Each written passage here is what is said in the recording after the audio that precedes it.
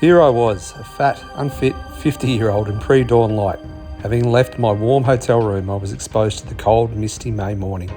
Disorientated in my unfamiliar and dark surroundings, I was embarrassingly lost in St. John Pier de Port. Leaving on the 13th was not the best omen.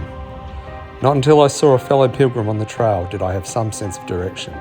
Unbeknownst to them, I decided that they would be my guide, at least until the edge of town. The path of walk through ancient archways has a gradual incline. The arrows that direct you are ever present, but you are faced with your first choice fairly quickly.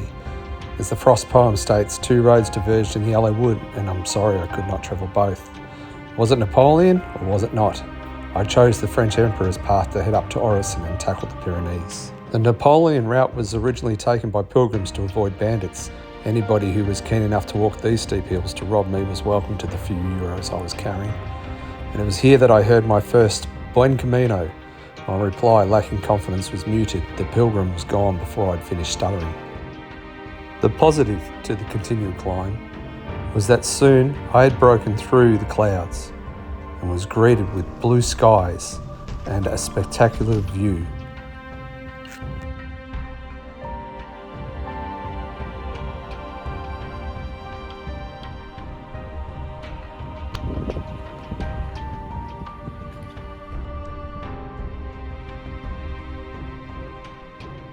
Orison was my first stop, 7 kilometres into the journey, a famous albergue on the side of the mountain.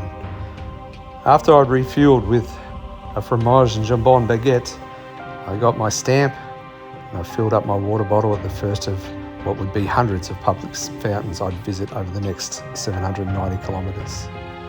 The trees became sparse and we followed small dirt paths and bitumen roads, continually up, for 18 kilometres in total.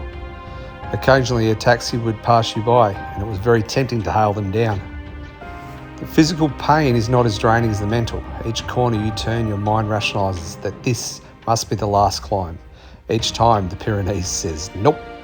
There is a food caravan. It's a rest stop, the only one. I sat munching on a banana and I also drank my first and last Minute Maid. This is the most disgusting drink ever brewed. The side of the caravan has a map of the path you've taken and the road yet to be walked. Another kilometre up, it said, then 5 kilometres across the top of a mountain and a steep 5-kilometre descent. As you walk towards a gap at the peak, the mountain has one last reminder that this walk isn't your typical Sunday stroll. Scattered around the last kilometre before the gap are memorial plaques to those who've died on the mountain. Death was caused by battles long ago, pilgrims caught in storms, or the more plain yet equally tragic heart attacks. As if in an attempt to distract you, the view is absolutely spectacular. The next 5 kilometres are relatively easy. It's the final 5 kilometres which are deceptive. A picturesque walk, however, it is a steep decline over rocky paths and it is dangerous. The Camino gossip chain had reported a pilgrim lost their life falling into a ravine the week of my hike. It took 3 days to find the body. After negotiating the forest, you'll come out onto a small river. I've never wanted to dive into water so much. I was facing a large building in front of me, which fortunately turned out to be my albergue. It is an old monastery renovated to sleep 100 tired bodies in each room.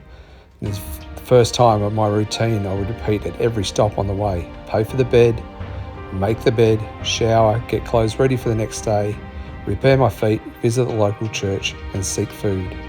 The pilgrim meal of 12 euros was sufficient. A bowl of soup, a whole trout, fries and a little tub of ice cream. Conversation with the other pilgrims at your table was re-energising, even if they only spoke French. Off to bed, only to be woken at 6 a.m. by Gregorian monks.